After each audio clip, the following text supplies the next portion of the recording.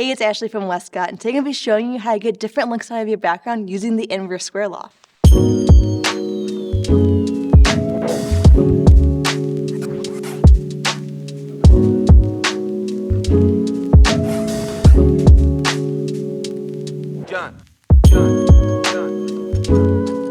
Using inverse square law is an easy and effective way to get different looks and shades out of your background. This is a technique I have used on several different shoots to help get my background the exact color I want, and this can help when matching things like wardrobe, props, or even skin tones.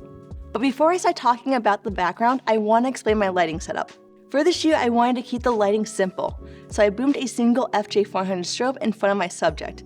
This is going to give me butterfly lighting, with the shadows falling under my subject's cheekbone, nose, and chin.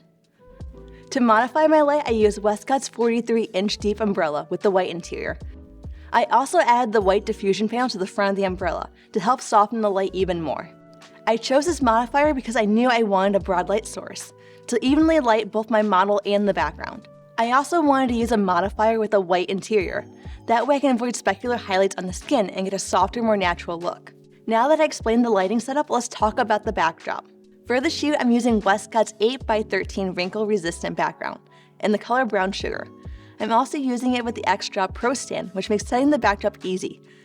Since I'm only shooting headshots, you'll notice I actually tucked the sweep under the stand. This way the model can move around without worrying about wrinkling up the floor. But if I wanted to, I still have the option to pull out the sweep and get some full body shots. To better understand why distance is important when using a backdrop, you need to understand inverse square law. The inverse square law is a law in physics that explains a single light source's intensity in relation to the distance of the subject. To put this simply, the further away your light source is from your subject, the less intense the light will be. This law helps explain what happens when talking about light fall off. In this case, our subject is the background, and the further you place it away from the light source, the less light it will receive, and the darker the background will look. Another thing to think about is the spread of light. For this example, I had my model and the light source at the same distance throughout the shoot. The only thing that changed was the distance of the backdrop. I started the shoot with the backdrop about 3 to 4 feet away from my model. This is going to give me a background color as close to what the background looks like in person. And this is actually as close as I want my backdrop to be with the aperture I'm shooting at. If I were to have it any closer, I'd start seeing the texture of the wrinkle-resistant backdrop.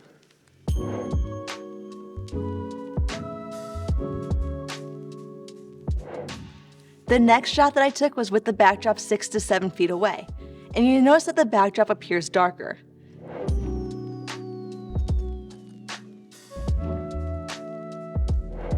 Since we doubled the distance of the backdrop from the light, it's going to cut the amount of light hitting the backdrop in half, making it about 2 stops darker than it was in the first shot. This again is because of the inverse square law, and every time you double the distance from the light source, you're going to lose 2 stops of light. Finally, I photographed it at around 10 feet away for an even darker backdrop.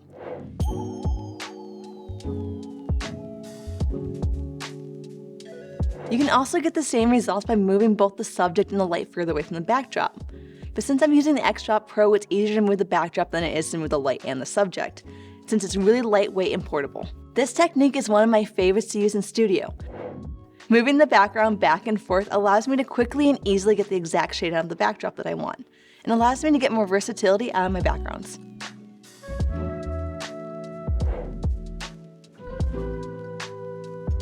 Which background shade did you like the most? Let me know in the comments below, and as always, thank you for watching.